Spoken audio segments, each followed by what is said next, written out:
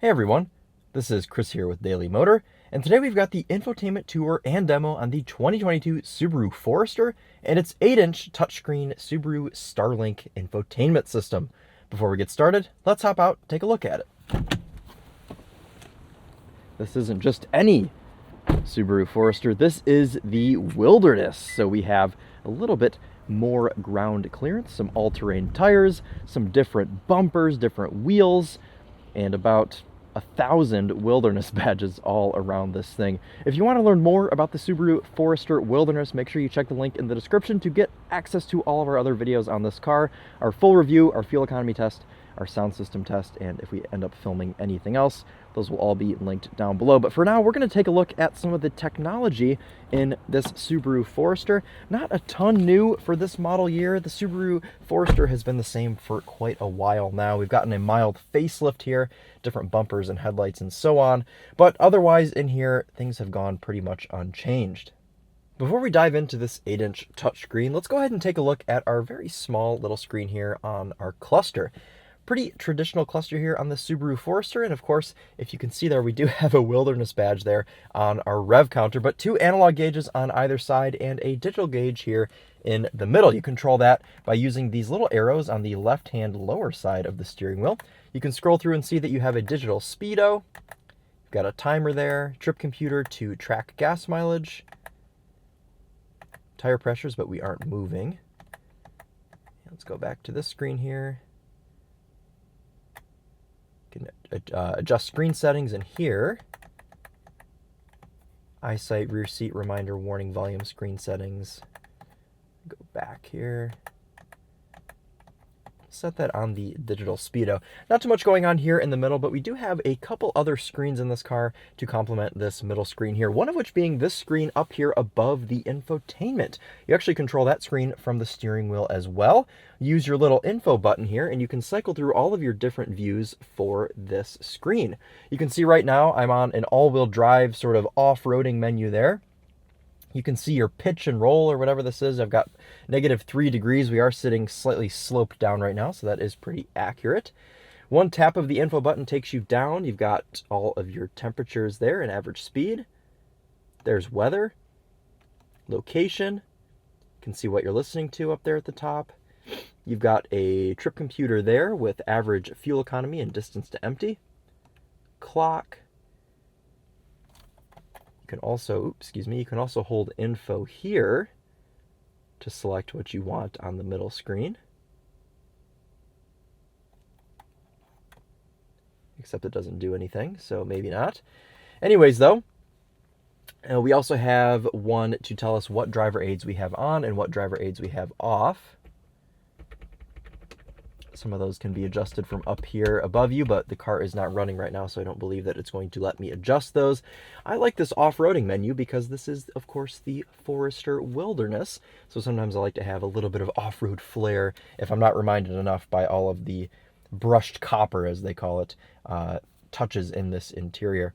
And we just got out of driving the Infiniti Q50 last week, which also had a dual screen setup. Now this isn't as much of a dual screen as the Infiniti. This is just kind of a smaller screen that really just complements the cluster, as I said earlier. But sometimes it's nice to be able to view other things while you have, say you have your map up here and you want to view your temperature. Well, you've got that there. You want to view the weather. It's just nice to sometimes be able to view something other than what's on your main screen. So kind of appreciate that little secondary screen there on the Subaru Forester. So let's go ahead and take a look here at this 8-inch Subaru Starlink touchscreen infotainment system. Not too much new going on here with this. It looks pretty familiar. If you're familiar with Subaru systems, they all pretty much look just like this. It's fully customizable. We don't really have a set home screen here, just multiple pages of apps, and you're able to customize these by adding shortcuts. And we'll get to that in just a second. But I want to show you some of the permanent physical buttons that we have on this infotainment screen. We've got 2 knobs here at the bottom, one of which being a volume knob, which I do appreciate.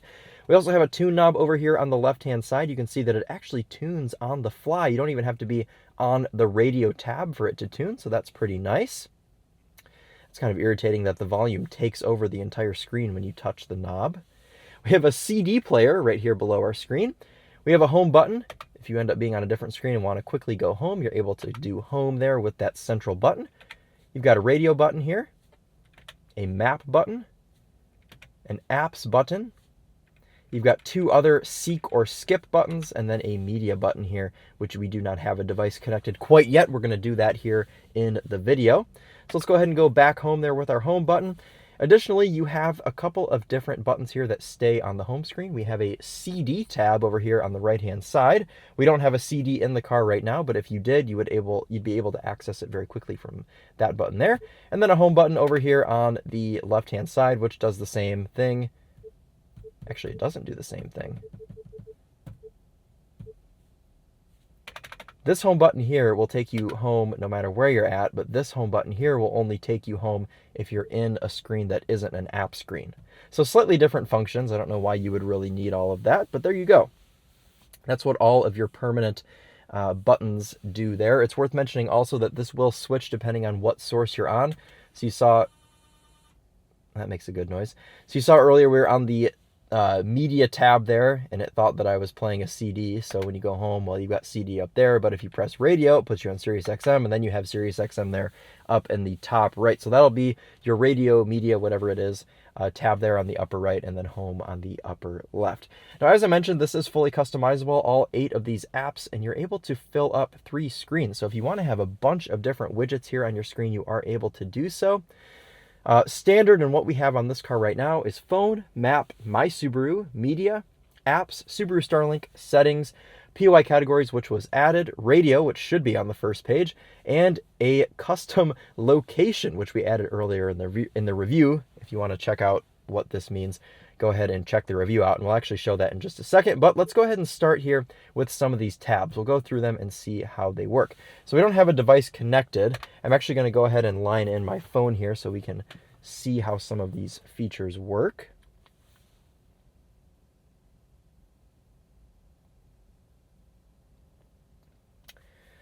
Okay, so we have Apple CarPlay pulled up right now, so that should be, when you click phone, it should take you to the phone menu in Apple CarPlay. Super quick connector for CarPlay, no sort of hassle with accepting terms and conditions. It just kind of gets right to the point and takes you right to phone projection. So if you got your phone projected, that is what that will take you to. Map screen here, you can see just a pretty old school looking map display. Dragging the map, everything reacts pretty slowly. That doesn't really matter too much, but it's usually a good judge of refresh rate, and this is pretty dang slow. So let's go ahead now to our navigation menu. You have to click menu if you want to actually search for something.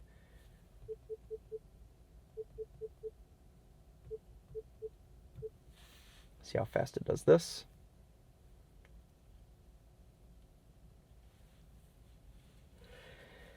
Ooh, it does take quite a minute there. Okay, and this is very strange that it's doing this. You can see we have all these different Starbucks here. Options 2 to 5 are all around 3 to 5 miles away. Option number 1 is something called Starbuck Town. That's 192 miles from here down in Ohio. And you'll see that's actually what we programmed as a shortcut in the system. Just very strange that it is defaulting to that as choice number 1. Maybe someone has gone there, or it's a saved location in here. I don't know what's up with that, but it is definitely very strange. Otherwise, though, there's your map display. That's how the navigation works. Not a super complex system or attractive system. Luckily, we do have phone projection here. If you want to use Google Maps or anything like that, you're able to do so. My Subaru, in here, you just have roadside assistance, or you can make a service appointment. Media, that will take you to whether you have a disc, USB, or Bluetooth audio connected. You'll have that appear in here. It looks very similar to the radio tab, except your media stream would play in here. Our app screen gives us a couple of things that we have on our home screen there. My Subaru and Subaru Starlink. You've got Pandora, Travel Link, AHA, and then also a access there to Apple CarPlay.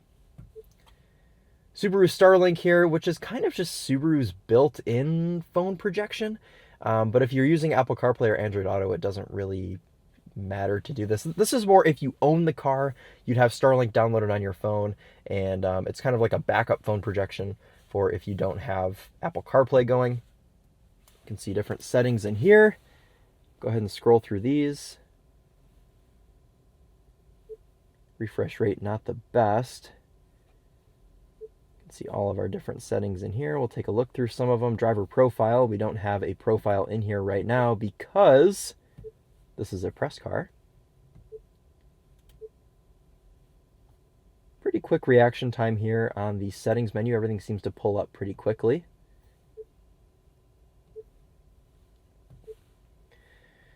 So that was general settings. We have a tab down here at the bottom to get us through different categories. We have sound settings here. You can adjust all of your EQs and so on. Phone settings to add devices if you want to Bluetooth your phone. Navigation here, different settings for that. Turn on a low fuel warning. And vehicle settings here, interior light, time and date. Can tell it how long you want it to blast the windshield. This one only does 15 minutes, that's good. Pretty straightforward settings menu, nothing too complex in there. Pretty much exactly what you would expect. Interestingly, you can see when you connect to Apple CarPlay or any phone projection, it actually takes the spot here on the main screen, which I like. It moved our POI categories over here to the second screen. Before we get into these custom added things, let's take a look at radio. Let's see how that works. Volume knob over here on the left, as I said, takes up the whole screen when you turn the volume down. Very strange. Different sources here on the left, FM, AM, and Sirius XM. If you want to tune through them, you have your tune knob over here on the right. Or if you want to go one at a time, you can use these little toggle skip buttons to get you through. If you want to direct tune, you can do that on here as well. Pretty easy. A couple different Sirius XM features over here on the right-hand side. And you can also adjust your sound. It's a very small tab, but you can adjust your sound from in this menu as well. And you can get to Sirius XM traffic and weather now, if you want to do that. Presets down here at the bottom. You can have 3 different sets of presets there, one for XM, one for FM, and one for AM. Otherwise, though, that seems to be just about it. We do have a display here for an album cover and what you're listening to there in the middle. Pretty easy to work, especially with the tune knob and volume knob if that's what you're into. Subaru has you covered for all of that. Okay, let's go back here and take a look at what you can actually add in here for different little shortcuts, widgets, whatever you want to call them here on your screen. You have a couple different tabs here. You can see these are the different shortcuts you can add.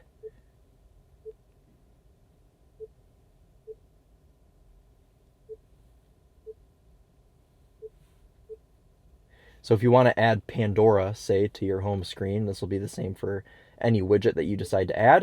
You click this, and it throws Pandora there on your home screen. So kind of neat that you can customize that and kind of do what you want. I also have a location saved here. What you do is you basically go in, save the location, it puts it as a widget on your screen. So if you want to go to Starbucktown in Ohio, it simply takes one click. So that's kind of neat that you can do that. It does take a while to calculate the route and hold and load up, I should say. Now, if we leave now, we can get there by 5 p.m. It's only 3.5 hours. Okay. Anyways, that's just about it there for all of our in-house stuff. So let's take a look at phone projection, and we'll start with Apple CarPlay. Narrow view here, but it does take up the whole display. 4 apps across, 2 apps down. Refresh rate is not the best, but actual resolution looks pretty good here on CarPlay. Wait for Google Maps to load up, and it's not actually letting me even move the screen around, so that's kind of strange. Go to Spotify. Yeah, you can see refresh rate not the best. It is not going super quickly. There's our home screen. Okay, so, decent. Take a look at Waze. It's not letting me drag the screen. Very strange. But there's our look here at Apple CarPlay. Attractive display, or attractive view, I should say, but reacts kind of slowly. So maybe Android Auto will be better. Let's go ahead and power up our Android phone, and we'll get that connected to our Subaru Forester. Okay, Android Auto pulling up here on the bottom right where we had Apple CarPlay.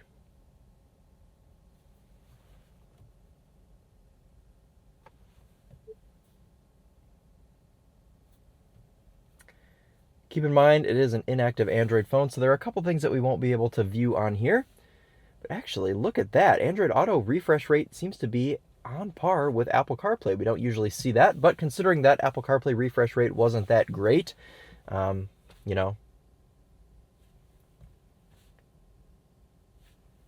Interesting music that Charlie has been listening to. Ooh, that's a good one right there. Okay, let's go ahead and go back home. You can see here we have a access button there back to home screen in form of Subaru, but if you don't want to do that, you can click the home button and that will take you back.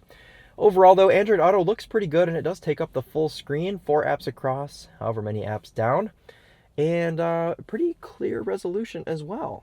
So not too bad there of an effort from Android Auto there on the Subaru Forester.